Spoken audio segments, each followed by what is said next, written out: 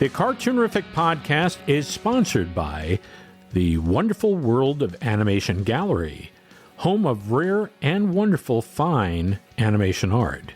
Visit their website at wwagallery.com. And for our Cartoonerific listeners, you will receive a special 10% discount off any purchase if you purchase by March 25th, 2024. Just go to wwagallery.com and enter code CARTOON10 for your 10% discount. Once again, this discount is only valid until midnight, March 25th, 2024.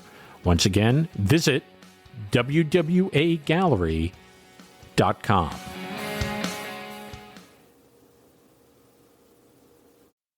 The following is a Cartoonerific Studios presentation.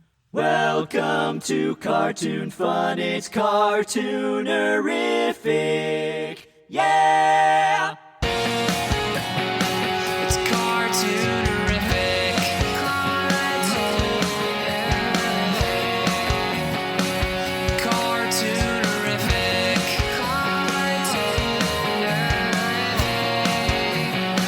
it's Cartoonerific,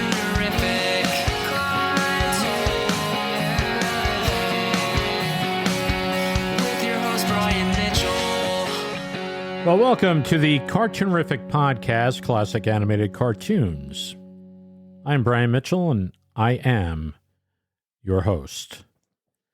Well, if you've been following the Cartoonerific podcast over the last 20-some-odd episodes, you notice that we've been focusing a lot on other studios. We've talked about Hanna-Barbera, we've talked about Total TV Cartoons, to Patty Freeling. We've talked about a lot of different studios. Warner Brothers, the new Warner Brothers studio, a little bit about the old Warner Brothers studio. Talked about a lot of different things. And, we've done a few things that have been interviews with people that worked at Disney. Bill Waldman is one that comes to mind. Matt Bates worked at Disney for a little bit. And then we did one show where we're just talking about the early features, from Steamboat Willie to the early features. And they've all been interesting shows, but I don't think we really delved into Disney in a big way. So, and part of the reason for that is there's so many podcasts out there about Disney. I mean, you can go to Disney Plus and learn some stuff about Disney right there, but there are podcasts that focus on the theme parks, so they focus on the animated movies or live action movies or Marvel or whatever. So I really didn't want to be clumped into that. I didn't want this to be known as a Disney podcast about Disney or Disney films. I wanted it to be about the whole spectrum of the classic cartoon animation. So that's why I kind of stayed away a little bit. But today, that's ending. We're going to be talking about Walt Disney today, and we're going to be talking about the films that were made in the 80s, 70s, 80s, 90s at the Walt Disney Studio. The one thing I want to make clear, which some people don't even know, because if you don't really go into the history of it, you may not be aware of how important Disney was to the animation business. At the time when Disney was just coming into it in the 1920s, the animation business was primarily in New York. There were a couple of studios here. You had a studio doing Felix the Cat. You had the Max Fleischer studio doing Coco the Clown cartoons. And you had Moser Terry, which later became Terry Toons, doing their own cartoons. And so these were the major studios in New York, and it was primarily a New York industry, the animation business. But everybody was doing kind of the same thing. And Disney had seen those films. He had watched those films. And he was determined that if he was going to be successful in that profession of animation, that his films had to be better. So Disney was working out of Kansas City. He had a bunch of people there that were very talented. Fritz Freeling was working with him, Ub Iwerks, and two gentlemen, Hugh Harman and Rudolph Ising. These two gentlemen and Iwerks and Friz Freleng would be instrumental in creating all the Hollywood studios. And even with Disney's creation, Oswald the Rabbit, which was distributed by Universal Pictures back in the 1920s, that ended up getting into the hands of a man named Walter Lantz, who ended up doing Woody Woodpecker cartoons. But all those gentlemen, Friz Freleng ended up working for Warner Brothers. He didn't set up the studio. It was actually Harmon and Ising who set up the Warner Brothers studio, cartoon studio, for Leon Schlesinger. And when they had some sort of a falling out a couple of years later, MGM hired them to set up the MGM cartoon studio. So harmonizing, setting up the Warner Brothers cartoon studio with Friz Freleng pretty much staying there. And then harmonizing, going to MGM, setting up that studio. There you go. All the major studios are represented there. And they were all off of things started by Disney. So Oswald the Lucky Rabbit became a Universal property, and then it was Walter Lantz heading that up. So the Walter Lantz studio, harmonizing, setting up the Warner Brothers studio, and which ended up becoming Looney Tunes Merry Melodies, and then them moving over to MGM to start up their own studio there, which eventually ended up making Tom and Jerry's and Droopy cartoons. Now, Iwerks started his own studio, and it wasn't very successful. The stories weren't that great, although the quality was good. He ended up going back to Disney in the late 1930s, and it was actually a really good thing that happened, because Iwerks was instrumental in creating all the processes from Fantasound to the matte process that they ended up using, audio animatronics. He was instrumental in. I mean, there were a lot of different things that Iwerks developed at Disney, and he won awards for this stuff. It was actually a great thing that Iwerks went back to Disney. So Disney was the powerhouse. He was the guy. And whether he didn't help start those studios, but he was trying to make his cartoons better, and he forced the industry to kind of rise and compete. And so everybody else's cartoons got better. They went in different directions, but it's because of Disney pushing for quality. Disney inadvertently, because he was striving for quality and was striving for better acting in the animation and better quality in the animation and more believability in that, ended up inspiring a lot of people. One of our guests, Willie Ito, was inspired by Snow White and the Seven Dwarfs and decided that's what he wanted to do.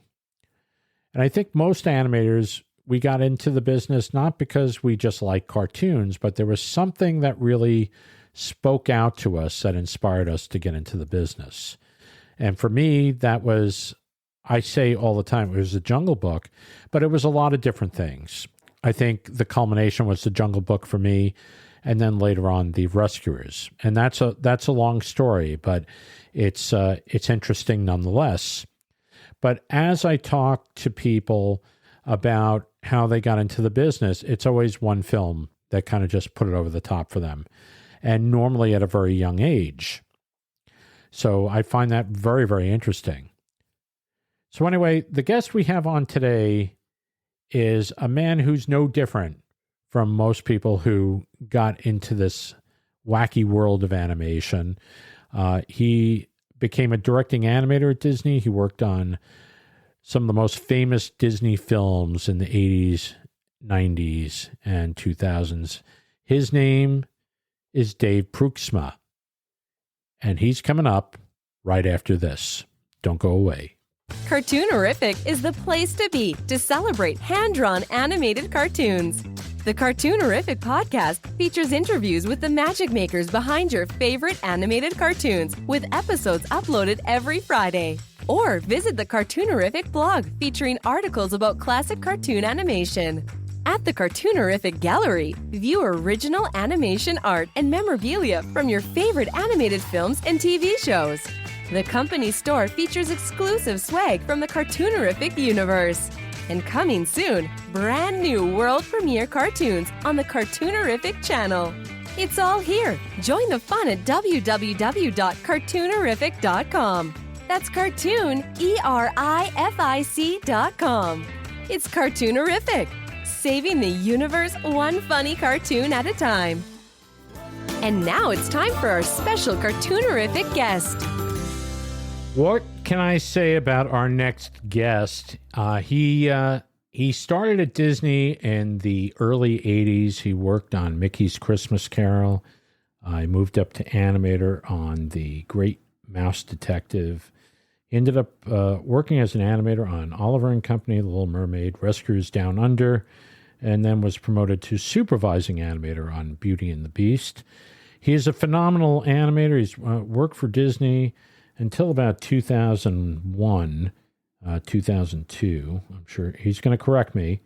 But he's a sensational animator, and he should be a Disney legend. He is in my mind. Anyway, please welcome Mr. Dave Pruiksma. Hi, Dave. How are you doing today? Fine, thank you. How are you? I'm doing great. So, what got you started? What influenced you to kind of get you into the field of animated cartoons? I don't know. I guess like a lot of other people in the field, I was just kind of born for it because at a very early age, I really liked cartoons. Theatrical cartoons were waning down in the late 50s and early 60s when I was coming of age. But there was a lot of animation on television, especially new animation. Like they had a Barbera primetime animation, Flintstones, Jetsons, Top Cat, right. Johnny Quest, things like that. It was still very prevalent, but in a different way. Advertising had a lot of animation. And I always really resonated with it. And I've told this story before, but, color was just starting to come in on television. And, of course, the Walt Disney Show had their Wonderful World of Color. And occasionally they would show a feature. And one night in 1964, they showed Alice in Wonderland in color. Oh, wow. And our neighbors invited us down to watch it in color. And I was completely blown away.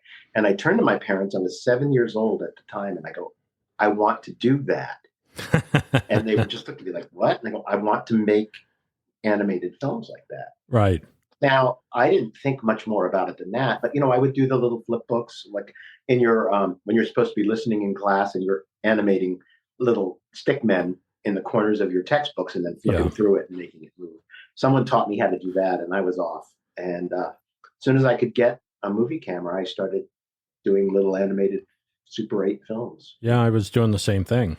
Yeah, and I think a lot of us were.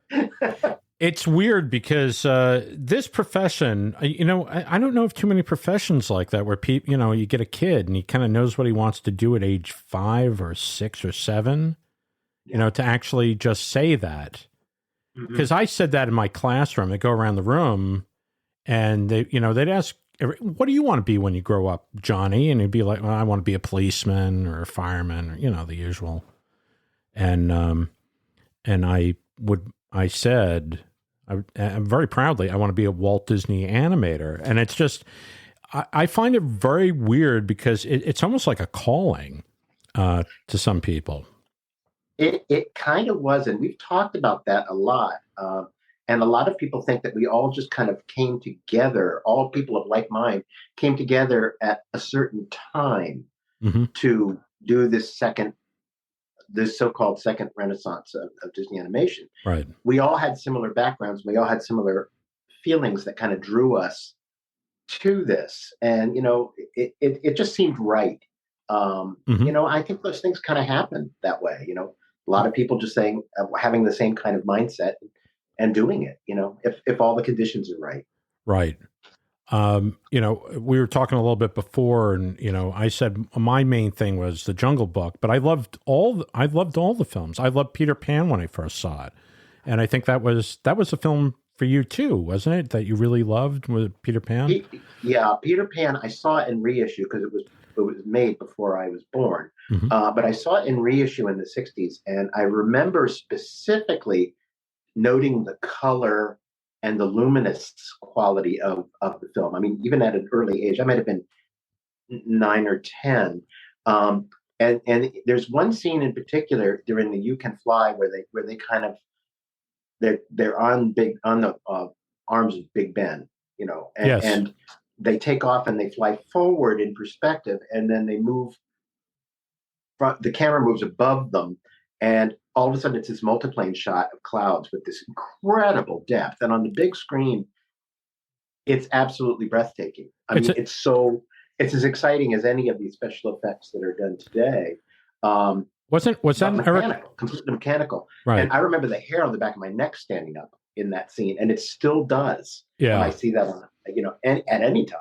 It's a beautiful film. It's an animator's film. The characters, the level of animation they were doing, the color, the backgrounds, the music, everything about it, for my sensibility, works. Yeah. No, I think it's a wonderful film. I've always loved Peter Pan. And I think that scene you're talking about, that was an Eric Larson scene, wasn't it? Where they fly up to the camera? I'm not sure who animated it, but I know that Ken O'Connor laid it out because he talked about it. He was one of our teachers at Cal Arts. Right. And he discussed how complicated it was to lay out that film. And I don't think people understand the complication that went into the elaborate scenes, not just the animation, but the planning.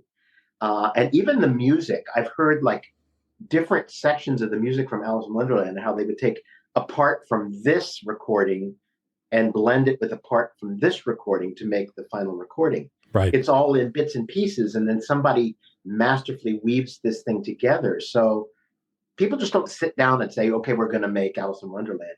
It's the work of hundreds of dedicated artists trying different things and failing and then finally succeeding. The objective is to visualize what you want to do and then find a way to do it rather than, oh, well, that kind of works, which is kind of the thing they do now. That would be kind of like a Hanna-Barbera thing, I would think, where, you just kind of I'm not saying it's slop. Yeah, that kind of works. It kind of doesn't work, but who cares? Well, that's what it became, I think. Yes. When a character was walking backwards, and then Bill Hanna would say, "Well, we're going to have to truck into that and just cut the legs out or something, so that Yeah, and stuff like that happened. Believe me, because I've worked on stuff where we've had to cheat like crazy to kind of make something work because you just don't have the time. Absolutely. But I think the thing with Disney, and I've tried to explain this before to other people, it's not just the animation; it's the planning, it's the story, it's the color styling, it's all these things that kind of work in unison just to give you the picture. To tell a story. And then, and then it's the voice acting, and it's making sure that's correct. And then the music, the orchestration, the songs to make this it becomes a totally different thing when it's all put together. Sometimes when you put this stuff together, I'm sure when you're working on stuff, I know when I'm working on stuff, when I was working on features and you work in the scene, it's kind of like, well, the scene's working. And then you get the in-betweeners through and you get the cleanup and you hope that pulls it together, But when it's all kind of, when you take that and you cut it into the picture and you add the music and the sound effects and all this other stuff, it becomes a totally different thing. Yeah, it's a huge collaboration. And I think that's something that's kind of not quite grasped by people. Computers don't make it. They're not made by little elves in Hollow Tree. They are actually created by artists who are thinking, and it's. I think to me the Disney magic is that you can get all those artists together to make something that looks like it was done by one hand. It looks so effortless when it really isn't at all effortless. It's not effortless. No, that's the illusion. If it were easy, people would still do it, and they're not. Right. Well, that's the magic, and and a lot of people discount Walt Disney as kind of this figurehead, but he was basically. People have called him like the conductor of this magnificent orchestra. I've heard that used. I never had the pleasure of meeting him, but I knew many people that did. Yeah. And they would concur that, like him or not like him. And, everybody has, people who like and don't like everybody respected what he brought to the table. Yes. Except for now, it seems like it's easy to, when people aren't there to defend themselves, to take pot shots at them, for whatever reason people have.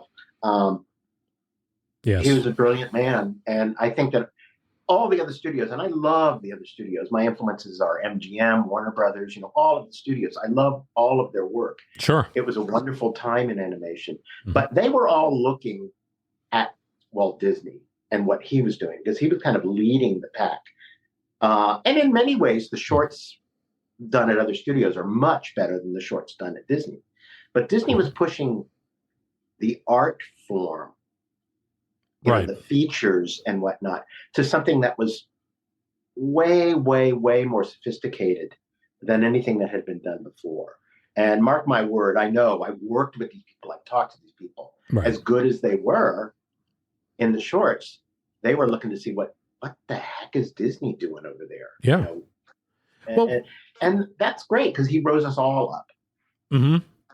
But Disney he could make a really great short subject. He proved that in the 30s. Okay. And then the shorts kind of took a back seat for a little while. Yes. Until he got serious about them again, like with, I want to say Pigs is Pigs, or Toot Whistle Plunk and Boom, Melody. The reoccurring characters seem to kind of stabilize. After a while, they got to a point where you knew who they were and you couldn't really deviate from that. So their hands were kind of tied, especially with someone like Mickey. Goofy had a little bit more leeway. Donald had his temper. Sure. But it was really the one-off ones that I remember the most, like Susie the Blue Coupe. Yes. Those shorts are remarkable and really charming. Pigs is Pigs, as you mentioned, which is a brilliant short, I think. When they were one-offs, mm-hmm. they seemed to, they were using it as a test ground for other things. Yes. Stylization, 3D, widescreen, you name it. That's what the shorts became. And that's what they were originally. The Silly Symphonies were the testing ground for making that feature. Snow White is a giant silly symphony. Yes. Really. Well, the Old Mill before it. They used that again very effectively. Right. The Old Mill, I was saying, and yes. Which basically they were using that for effects for Snow White. And then yes. I'm still trying to figure out Ben and Me, though, because it's one of my favorite Disney shorts. It's only about, 15 minutes? It's about... it's charming. It's really well done. It could have been part of, it looks like something out of Ichabod and Mr. Toad to me. Yeah. Or it could have been in that feature, which that's another thing that I really love is Ichabod and Mr. Toad. I just love the Mary Blair styling and the animation is fun, and the music is fun. So really great stuff. Let's see. Let's go. Okay. So let's go back. So you're watching this stuff. You really enjoyed Alice in Wonderland on TV. The one thing I wanted to mention to you was the March of the Cards, which is just a masterful piece of choreography. What did you think of that?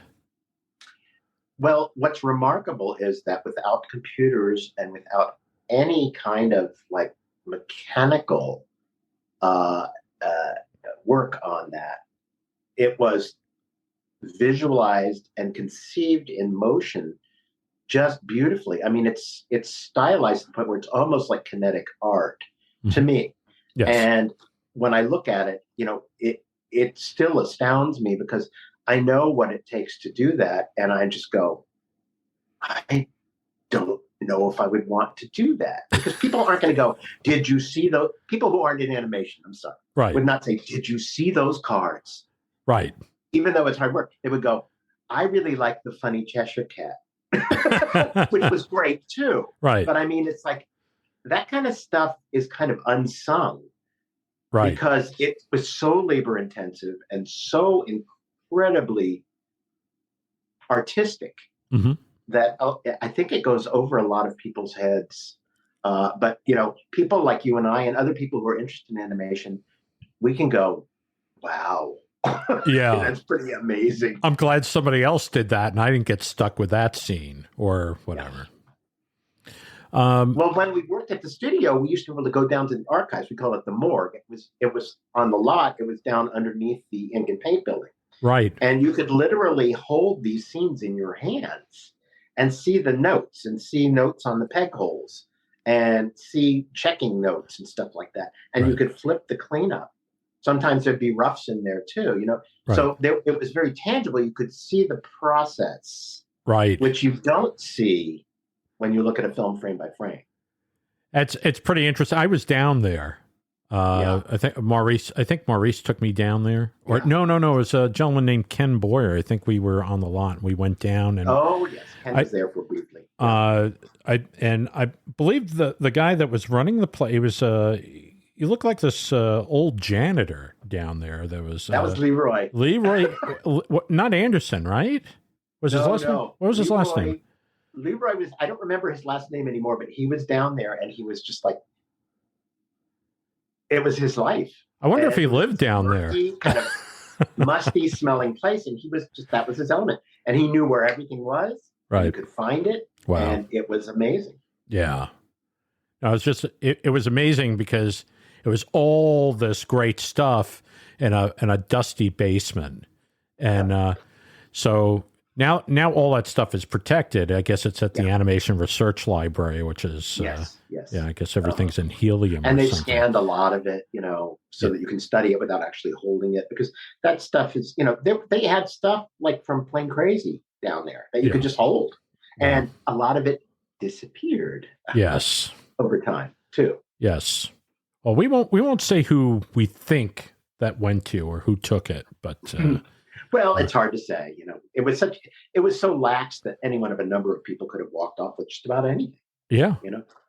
Well, I heard stories about them dumping cells. I guess there was a big bin outside, and they were just in the 60s and 70s. They were just dumping like all of these Aristocat cells or Jungle Book, and because they needed to make room. And some people, Randy Cartwright rescued some, and he had a garage sale that he was leaving to work on Little Nemo back in the 80s, and he would sell you a cell from like Aristocats for like 11 cents. Oh my God! Like that. It was really. Oh, that's crazy. He was such a character. Right. He is such a character. He is such a character. And, you know, those are some of the memories I have. But they used to take those things. I mean, this is common knowledge. For a while in the early days, they would wash the paint off and reuse them to make new shorts because, you know, it was expensive. And then they started just like, you know, throwing them out or I think at Hanna-Barbera, they used to drill a hole through them so that no one could use them again. Oh, wow. And then throw them out. And some of them were saved. Right. Usually it was the one from the title sequences because they would reshoot those sometimes if they got a new sponsor. Right. But they would take some of the cells and they would put them out on the floor and they'd run down the hall and then slide on them. There's a slip and slide. An animator could slide on them. And, you know, they got destroyed that way. Sure. But fortunately, some were saved. You know? Some were saved. They sold a heap of them over at Disneyland back in the 50s, they did. 60s, and that's where 70s. a lot of them come from. Yeah. Mm-hmm. Yeah. Yeah. Well, fortunately, I have a few. So that's. But I think anybody who really appreciates animation art will have at least one in their collection. Oh, one absolutely. prize one. And I know a lot of animators that had cells from these things. What when you decided you wanted to do this, were your parents supportive, or what happened there? Very, very. You know how parents are. You know, they want to develop your skills, that you know, special skills. And you know, my sister was taking piano lessons, and she was very good. And so I thought maybe I should take piano lessons. So they started giving me piano lessons, and I understood music very well because it's very similar to animation. Yes.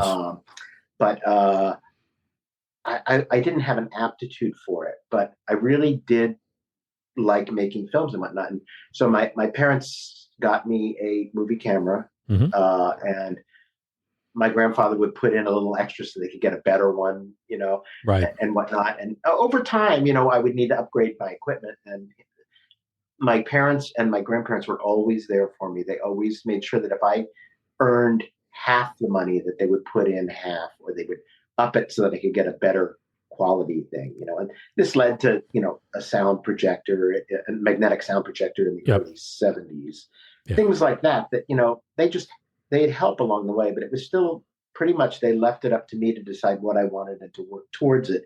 And then they would augment that. Wow. So yeah, I always felt very supported. At one point, my grandfather took me aside when I was in college, because I was living with them in Jersey while I was going to school in Brooklyn for a while. Right.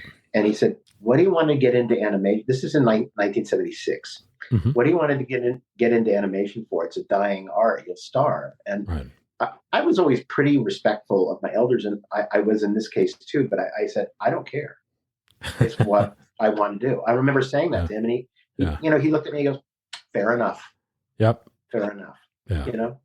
And fortunately, he was lucky enough to see that I was able to be successful in it. They lived beyond Beauty and the Beast, so they got to see. That's great. The success happen. That's wonderful. I was kind of the same way. It was just, I don't care. I don't care if I have to live in a box. I think a lot of people felt that way, because it was not like becoming a lawyer or a doctor or even a middle manager or a business person at that time. It was a very risky thing. Animation was in the mid 70s through the early 80s was really in a horrible doldrum. Well, what I remember was basically, you had people like Ward Kimball saying, something along the lines of, hey, kid, you missed it. Yeah, Walt's dead, you missed it. It's dead. That was the time. If you're going to be in it, that was the time, because nobody can make these things and make money, So that was the thing I kept hearing. Was like, nobody's doing this anymore. It's it's over and done with. Move on. And I think it's people like you and I'm going to mention Don Bluth, because I think here's a guy that he wanted to do it. He wanted to kind of bring back the look of great animation. Whether he succeeded or not, that's a whole other thing. But I think there were a lot of people like that. He light a fire. He definitely did light a fire. He was the kindling for all that was to come. Exactly. Absolutely. Yeah. Yeah. With The Secret of Nim, I believe. But, Yes, absolutely. But, I don't think he ever matched The Secret of Nim in terms of quality. I think that came out. That was great. Maybe not the greatest film ever made, but it had all the effects. It had beautiful looking artwork in it. And I think that's what got Spielberg. Yeah. It was the first noteworthy film that made people go, wait, what is this? Right. This can still be done like this? Because everything was and I don't get me wrong, I loved Rescuers. I loved the Rescuers. I loved Robin Hood. It was on the cheap. Yeah. Yeah, it really was. And I noticed too, that we didn't have wall-to-wall music and stuff like that. I love the film too. I really love Milt's stuff in it. I really like the characters. It's of an era. It definitely is. Right. And I have to tell you, when I went to go see that in the theater, they had the opening titles had chalk paintings done by Mel Shaw that were beautiful. Yes. But they would put like a boat on a separate level and they just slide it across. Yeah. And when I saw the titles, I was absolutely horrified. I go, oh my God, it looks horrible. But that was just for the titles. Yeah. It didn't mean, I thought, oh my God, they cheaped out so much. It looks worse than television. And then they cut to that opening shot of New York Harbor, and you see the tugboat with the real, fully animated waves and whatnot on it. And you go, oh, thank God. Somebody did something. Yeah. It scared the hell out of me. It did. Well, actually, I thought the titles for the Rescuers were probably the cheapest. And I'm not talking about Mel Shaw's artwork is excellent. Mel Shaw's artwork is beautiful. Yes. It's not that. It was the way it was used. Right. And animated.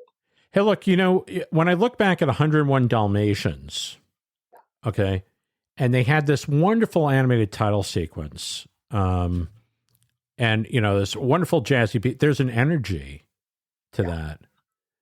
And the Rescuers, they had this very sullen song, Rescue Me. Yeah. And the titles just felt, it's like the card. It was just title cards just slapped on, and but I happen to like the film. And Yeah, I kind of went very with it. much. But I mean, even when like Robin Hood had these very plain title cards, Yeah. and I think Aristocats had better titles to it, which Yeah. were a lot more interesting. But it just seemed like they're cheapening out on the titles for these things, It was really that kind of era. It's like nobody was really paying attention Yeah, to the films at that time. right. Which is sad because there's some really great animation in them. The guys were still in their A game. Right. But times were changing from the from the early '60s to late '60s. Society changed dramatically, Yes. and it just kind of limped along through the '70s. Thank God for Rescuers, because Yeah. that was one of the ones where people went like, "Oh, this could be something that everyone can enjoy." Yeah. And actually Yeah. it made money, right? Yeah. It went out there and it made a decent amount of money. It made it. Yeah, but I think Milt was a high critic of it. I think Milt could see the handwriting on the wall Yeah. on that film. And although he did absolutely incredible stuff, Mm-hmm.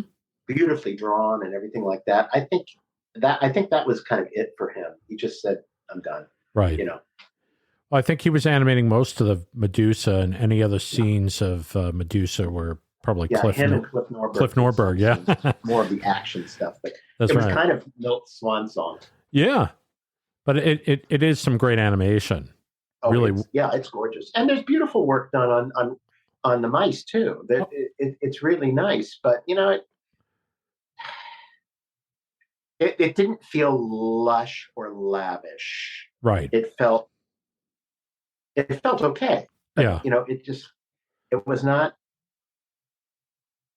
what you'd come to expect from a Disney film. At that time, but I think I was just hoping that it would just keep going on, and even in that state, Mm-hmm. So what happened there? So you were determined. So you went to Pratt, and then you went to Cal. How did you get into Cal Arts? Well, I was at Pratt for 2 years, and you have to remember, you have to put it in historical context. Mm-hmm. There weren't a lot of schools that taught animation. Animation was not a household word. People did not think of it as a profession. It was just this thing that was done, and a cartoon would come on every once in a while, Right. And, right. The books hadn't been made. No one was buying cells, and so I had my choice of maybe a handful of schools at that time. And one of them was Pratt Institute in Brooklyn, New York, which was an excellent art school, still is to this day. Yes. Or Cal Arts. And Cal Arts was fairly new. And I went, I don't really feel like I want to go all the way across country. So I went to New York. Mm-hmm. And I got into Pratt, which was not easy because they were extremely high quality school. And Eric Goldberg had gone there. And I think Tom Cito was also there. Well, I know Cito went to School of Visual Arts, but I don't know. I'll tell you a story. I'll tell you a story in a way.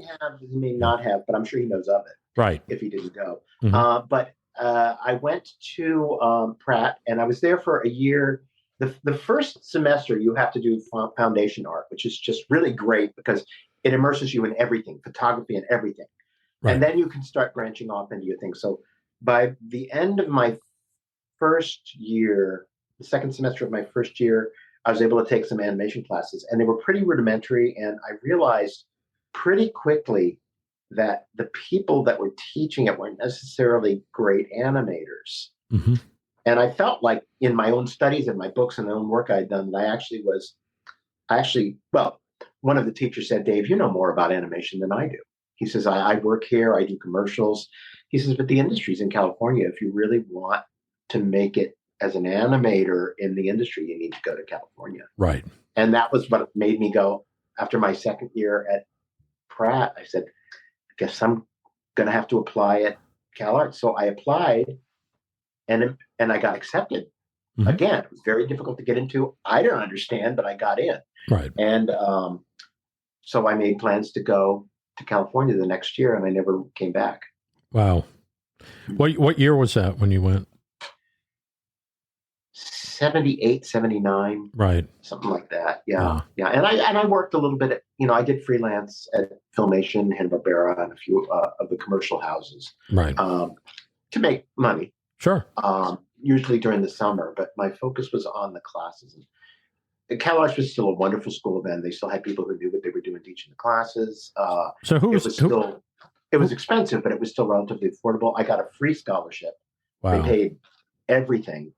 And it was a wonderful experience to sit back and learn from these wonderful people who had basically invented the animation that we love. Right. So T.He and Elmer Plummer and right. Bill Moore was an absolutely brilliant design teacher. Right. Hal Lambro. They were all like these people that you knew. Right. And they would bring in cells and just you'd hold them, Wow. And they'd talk about what it was like and what the mindset was. It wasn't just a technical class. Do this, do this, do this, do this. Mm-hmm. It was what to think and then how to express. See. And when I went into teaching, that was the first thing I thought about. In a world that wants numbers, do this, this, this, this, and this. Mm-hmm. I was trying to teach them much more than that, which was to think. Right. And I don't know how valued that is right now. Well, that's they're trying to teach you creativity, how to use your brain and create new things. Well, you can teach people to draw and you can teach people to do all those things. Certain people are much more talented than others. Certain people pick it up. Some people are naturally gifted. Mm-hmm. Some people work at it, but you can teach that. But those are tools. Right. And, software too, they're tools. It's the mind and how to think imaginatively and how to make something entertaining. Right. And recognizable to people. I just watched, before we came on, I watched a short from Zagreb, 1961. Mm-hmm. And it was about this, it's all done in a Kandinsky style. Mm-hmm. And it's limited full animation, but it's absolutely gorgeous. I wish I could remember the title of it, but it's this little man and he goes to the beach and everything's inflatable and his car deflates. And it's absolutely brilliant because it's so funny and so imaginative. Is that Monroe? I said, they could make this in Flash or in Harmony or so easy, but they just focus on the movement. They don't focus on the imagination and the entertainment. Right. That's what's missing. That's the important thing.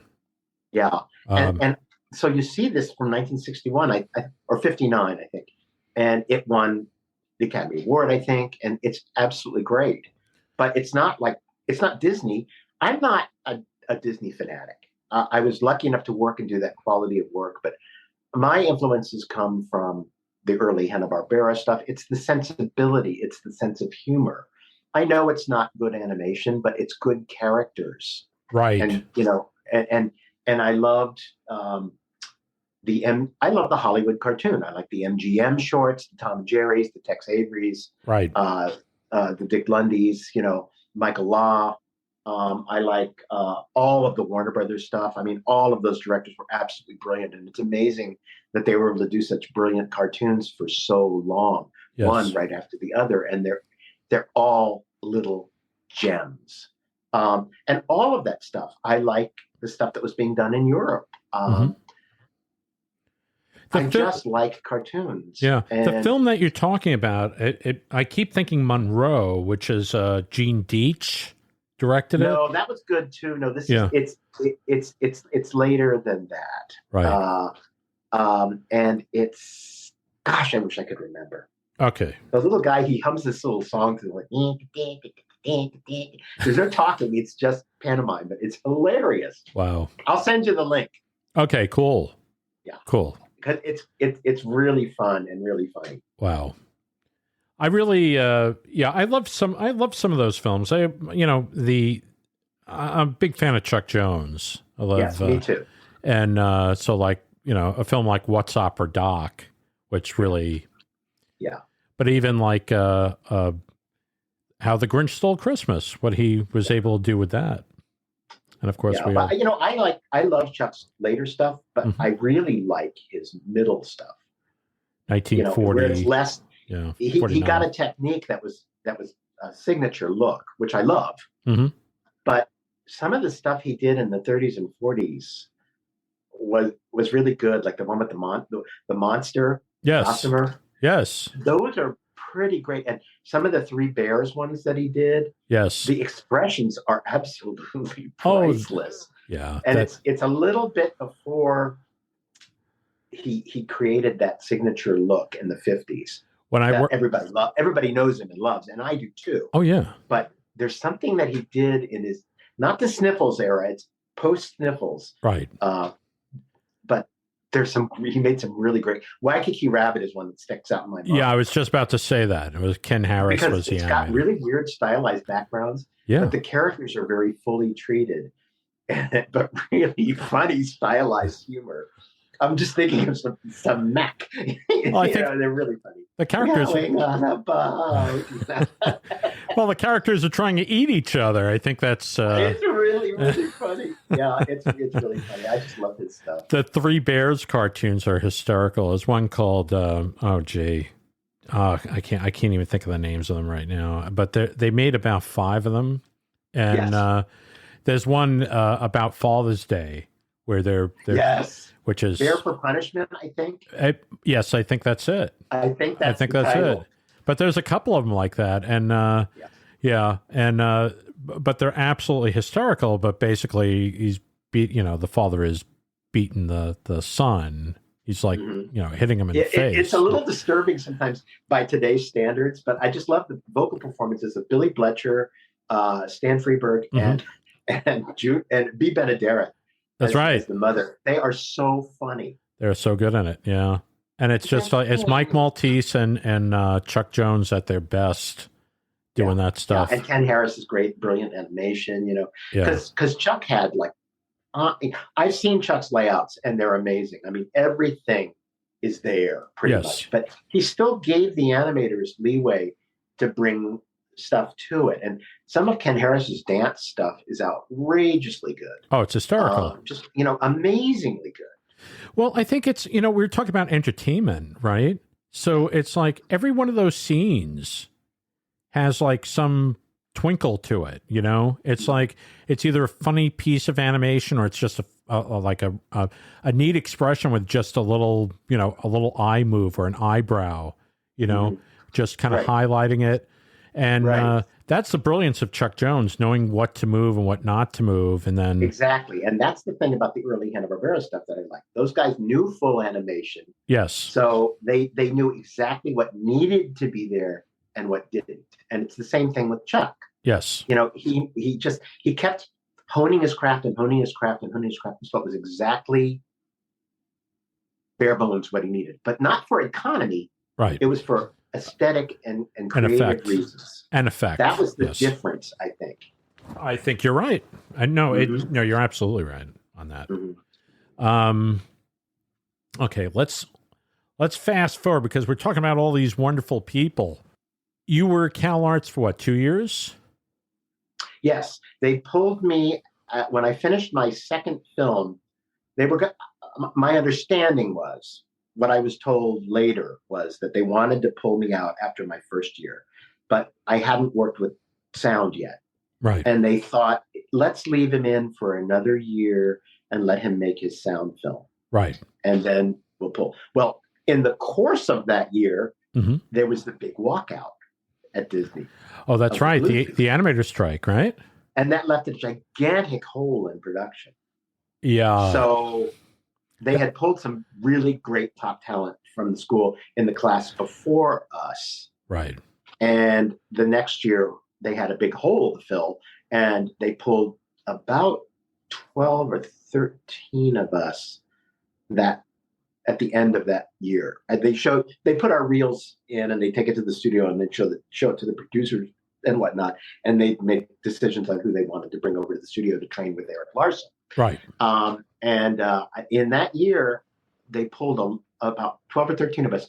Only 3 of us came from the class I was in. The rest of them were from the class that was one semester advanced from us. Right.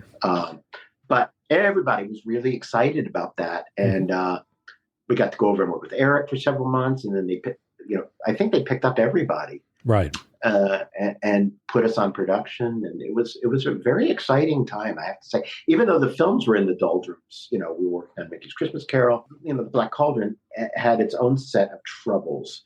And the studio was really mired in another era, right, and it needed some change. So it was just thrilling to be there, but at the same time, there was a lot of stress because there was always this threat that they were going to close it down, right, hostile takeovers. It was a tumultuous time, but we were still learning and growing, and that was very exciting. So I choose to remember that over a lot of the, gee, are we going to be here tomorrow? Right. Because that's kind of what it was like. And I have to say, when they kicked us off the lot, right, off the main lot, and put us in warehouses in Glendale, that did not bode well. Right. How'd you feel? I was going to ask you, how was it like to work with Eric Larson? But I want to get to that question, which is, how'd you feel when, I think that was being planned for a while, that they're going to move you guys off the lot and they're going to put you in your own, they're going to take over that animation building. It happened pretty quickly after the new management came in. Right. The Eisner Wells, Katzenberg thing. It happened pretty quickly because they were courting new people. They were, it wasn't just, they weren't just responsible for animation. That was a studio, and they needed to revitalize the live action stuff. And honestly, given the level of production that we started doing after Cauldron and whatnot, the building wasn't big enough. Right. And so they used it. They knocked out walls and made offices for people like Bette Midler and people like that. Right. That people they were, bringing in. Mm-hmm. The outside of the building still looks identical. The compound looks very similar to this day. Right. And it's beautiful. Even though we were in warehouses, I don't think we ever made better films. I said it at that time. I don't think we'll ever make better films than we're making in these warehouses. Right. And we never did. Yeah. The handful that I consider to be real masterpieces at that time were all done in those warehouses, right, in Glendale. I'm just going to stop you for a second, because the audience that we have, some of them are young. We got people all over the place. We got people listening to this in their 70s and 80s, and then we have the youngsters, that are just fascinated with animation. And I just want to say, the Disney Animation Studio basically had been in a number of different places. It had been in Los Angeles, and then it moved from a garage to almost like a strip. I want to say like a little strip mall. It's just a series of buildings on Kingswell Avenue, and it was just like it could have been a shoemaker, in there. And that was the Walt Disney Studio. Yeah, that's what it was. Yeah. And then eventually they moved into some place on Hyperion Avenue, which was once again some bungalows. And they had a soundstage and whatnot. Well, it grew. Yeah, and that's where they made Up to Pinocchio, I think, and Fantasia. Yes, they really didn't move. They really didn't move into the Burbank facility until 1941. Yeah. Because it took 41. It took a couple of years to build. Yeah, it did. But it was state of the art, and it's still beautiful. Yes. No, I was there maybe last time, maybe about 7 years ago, 7 or 10 years ago. I haven't been there in a long time. But, it's. I always loved being on campus and going to the commissary and walking to the sound stages on breaks. It was great. Yeah. And I really loved the back lot because I grew up on the back lot was wonderful. Yeah. Unfortunately, it's all gone now. It's gone now. Except for maybe a handful of buildings, but it was big. You could go on a 15-minute break and you could go walk around the world. You'd be the Zorro set and the Middle Eastern set, and the Passamaquoddy set from Pete's Dragon, and the that darn cat. The garage where the Nutty Professor made flubber, Right. It was all there. Yeah. I was fortunate enough to walk on that lot before they started tearing it down. And I was like, I'm walking around the lot, and I'm like, I know this area. I know this. But they reused a lot of those buildings for different things. But I just want to continue with the thought, the Walt Disney Studio and the animation. The animation basically stayed on the lot. They built specially constructed buildings, I guess, to get the most available light in. I guess that's the way those buildings were constructed, and just for animation. And Walt's office was on the third floor, correct, of the animation building? Yes, it still is. Yeah. They redid it. Yes. So they kind of restored it now, but I think Ron Miller took it over during the 70s, I guess. And, it had gone through several owners, and eventually they managed to get, through photographs, they were able to recreate the entire office as it was. Yeah, it's amazing. Yeah. But so what year were you kicked off the lot? It was 84 or 85? It was 85, 86. Yeah. I think. Late 85. I remember it was a very difficult time for everyone. And we really thought that was it. And I remember I wrote a song based on the tune of "Oh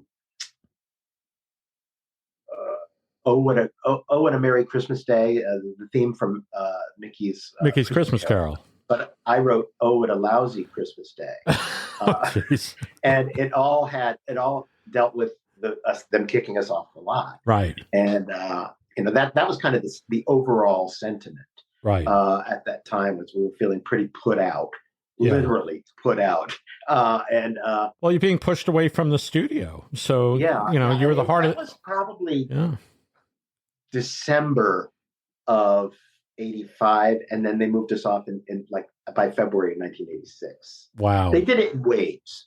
Yeah. We didn't all go at once. It was like, okay, this group's going over, now this group's going over.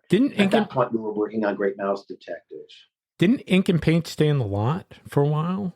It did, because by that, I can't remember. We were kind of compartmentalized, but I do believe they had like color models and whatnot in the warehouses.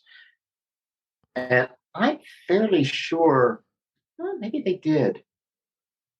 Back then they ground their own pigments and everything like that. That all came to an end too. So that may have been in phase 2, right? That they got rid of them, because then they moved to cartoon color instead of making their own pigments on the lot. And then they went to color by deluxe rather than color by Technicolor. Right. And that was a disaster because it cost less. But apparently my understanding was Oliver and Company was shot in deluxe. Right. And it made, somehow the process of the deluxe shooting made the Xerox lines dark and really, really thick.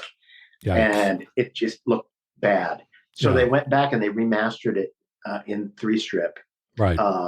Not so much 3-strip, but progressive, YCM, Technicolor, basically. Right. And that softened it.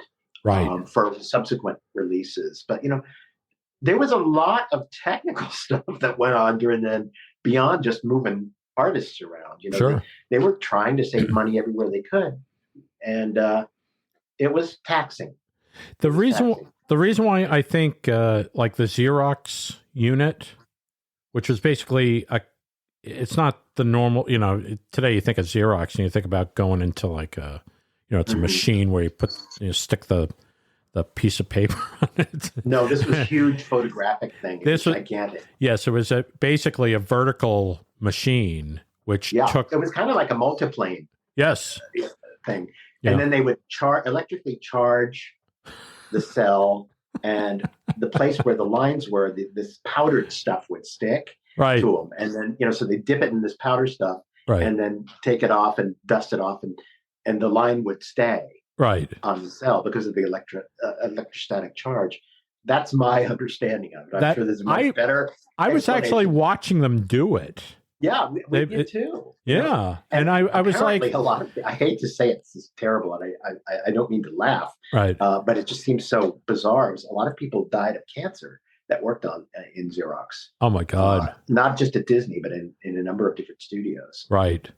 Yikes. And people always thought, was there something dangerous about that process? I guess we'll never know. Yeah, we'll never know. And then they switched, by Rescuers Down Under, it was all digital. Yeah, digital ink and paint. Mm-hmm. But I just remember watching the process, and it was like I think it was a 3-step process. It was you put the drawing, you take the picture onto the plate, and then you had to put, I guess the cell had to be put down on it, and then they had to run the powder through it, and so maybe more than a 3-step process. But it just looked so cumbersome, and didn't Ub Iwerks put that thing together? I heard Ub Iwerks actually developed the. I think so. Yeah, he was involved in so many of the processes that they used at the studio. He was brilliant. Yeah, man. Brilliant animator, brilliant man. Right, because he animated some stuff on what was it, 20,000 Leagues Under the Sea back in the 50s, didn't he? Some effects stuff. Yeah, well, he was involved in developing the sodium vapor process to combine live action and animation more effectively in color. He was just, when he had his own studio, he made a multiplane camera out of the body of a Model A Ford. Wow. In the 1930s, before he even had color. Right. It's quite something. Yeah. His contributions were really remarkable, and I think Walt recognized it later in life. Well, he was instrumental. He was part of the audio animatronics team, wasn't he? Making that work. He was a brilliant science. He had a brilliant scientific mind. Yeah. And he definitely made his presence known at that studio. Yeah, absolutely. From everything from the True Life Adventures to the feature films and when so we think a lot of people think of him as just the the guy that animated the first animated sound cartoon. Yeah, and he was so much more than that. And his work on Skeleton Dance is pretty remarkable. Yeah, his work at on the Flip the Frog series and whatnot, and Willy Whopper, at MGM. Yes, it's pretty good too. It was kind of cutting edge at that time, right? Because that was pretty early on, but I don't know that he had the story sense, right, or timing sense that Walt had. And I think, we can go back to it a million times, but that's what Walt brought to his vision. Right. It was less technical and more, how can we push this medium? I think Fantasia, they still don't know how they did some of the scenes in that. Yeah. There's stuff that they did that they were inventing on the fly. Yeah. There is in the Hall of Presidents in Walt Disney World, it's probably one of the last things Ub Iwerks did, because he died in 71, 72? Yeah. He died somewhere around the time when Roy Disney passed away. Yeah. He created the effect where a bunch of clouds in the background of the presidents turns into the American flag. Oh yeah. And it was a pretty amazing effect. Yeah, it is. It's very effective. Yeah. They used it years later in the Great Moments with Mr. Lincoln here at Disneyland. Yeah. And it always impressed me because it starts with clouds and a sunset, and it slowly, as he makes his speech, it slowly evolves into a flag. Right. But it's still clouds. It's still clouds, but it's just the But the people are listening to this and they're going, hey, that's cake. They can do that easy with computer technology. But back then, it wasn't. This was a really amazing effect that he came up with. So, or somebody came up with, and he basically made it happen. So everybody needs to realize that, it had to start somewhere. Right. And just because it seems archaic by standards today, as it rightfully should, it's still impressive when you think, okay, we got to do this. How are we going to do it? Right.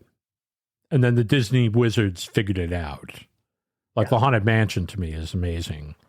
It's still astounding. It's still one of my favorite attractions. I go on it and I still go, oh, this is just so wonderful. It's so wonderful and so believable. And the illusion is so complete. I just want to talk a little bit about Erik Larsen, because I think Eric Larson, you hear about Milt Kahl, you hear about, a little bit about Eric Larson. You hear about Frank and Ollie, of course. They got their own film. And, John Lounsbury is a guy that I know you didn't work with him, but I know people that, Don Bluth talks about John Lounsbury as if he's a god. His stuff's pretty wonderful. He's one of my go-to animators. When I'm looking at stuff. His drawings are wonderful. They're just so you look at it and just go, oh, I can do that. I can do, but you can't. Or because his stuff, John Darling, in Peter Pan, the father, yes, or Tony and the two Italian guys, in Lady and the Tramp. It's just really beautiful stuff. It's beautiful stuff. Yeah, and I mean, he just had a way with his line. His line had weight to it. It just, just this tremendous flow to it. Yeah. Just an amazing guy. Really, really wonderful. But I want to talk a little bit about Eric, because Eric is kind of the guy that mentored this whole generation, this from the 70s through the 80s, brought everybody along to, because Frank and Ollie were done by what, 79, 77, 78? Well, they took a different route. They were done with animating at the studio, but they did a lot of great work by writing these incredible books. Oh, yeah. I still think, people talk about a lot of different animation books that influence them, and whatever influences you and it motivates you is great. But for me, a book that is misunderstood by a lot of people who aren't really into animation is The Illusion of Life, because I've read it, I read it when it first came out. I was there when they were writing it. Mm-hmm. They gave me a signed copy when it first came out, and I have another copy. I have one that I just keep I don't even open. It's like a Bible or something like that. Well, it is. And I have one that I do, dog hair and put notes in. But the first time I read it, I understood it, but it's like onion layers. I've read it 4 or 5 times over the years, and even after I was an animator, I would read it. Yeah. You get a different level of understanding every time you read it. It's like this gift to the animators of the future. Right. So that was their approach to teaching. Some people just went off, or some people went over to WDI. And Eric stayed and was the person who trained the young people when they came in. Almost everybody that came in the 70s, mid 70s to the mid 80s, went through Eric's training program. Right. And he was hands-on. He was right there sitting. I can still see him there sitting behind that big desk in his office. And his office hadn't changed since 1959. I mean, he still had color model cells from Sleeping Beauty. Wow. On his bulletin board. Yeah. I can visually see them. But Eric was one of those people who was very quiet and very humble and very soft-spoken. And I don't think many people realize it, but he was actually a very important figure in the development of the studio. He directed sequences in a number of pictures. And, you don't hear a lot about him as being like one of the buzzword 9 old men. But his stuff is very, very excellent.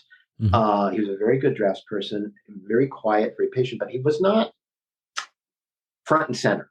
He was not a look at me kind of person. Right. He was a quiet, thoughtful person. That's how I know him best. Right. And he went head to head with Milt Kahl on Sleeping Beauty. He was one of the directors of Sleeping Beauty, sequence directors, and Milt wanted a bigger nose on the prince, and Eric said no. Right. And so Milt would draw this nose on the prince, and Eric would have it toned down in the cleanup, and then Milt would go back in and change it back again. Right. And it went on. And that was the only time I can remember hearing that Eric got his feathers ruffled, because most of the time he was unflappable. Right. But apparently that was a big deal. And eventually Eric won because he was the director of that Once Upon a Dream sequence. Do you have any questions or comments about the podcast? please email Brian at cartoonerific.com. Your email may be featured in one of our future shows. Well, thank you, Dave, for that wonderful interview. We're going to have Dave back next week for part 2. Yes, it is a 2-parter. So please come back for that. Yes, it's the end of another Cartoonerific podcast. Anyway, I want to thank you for tuning in. I hope you got something out of it today. Next week, like I said, more with Dave. Anyway, if you really like what you're listening to, please subscribe. All you have to do is go to your favorite podcast source there and click on the subscribe button, and you will be notified every time a podcast is uploaded for your enjoyment. If you really like what you're listening to, please tell a friend. Yes, it's very important to me. Please do that. Let everybody know that the Cartoonerific podcast is really cool to listen to. And if you don't think it's cool to listen to, then just don't say anything, please. Anyway, I want everybody to have a great day. I want you to have a great week. And once again, thank you so much for tuning in. See ya.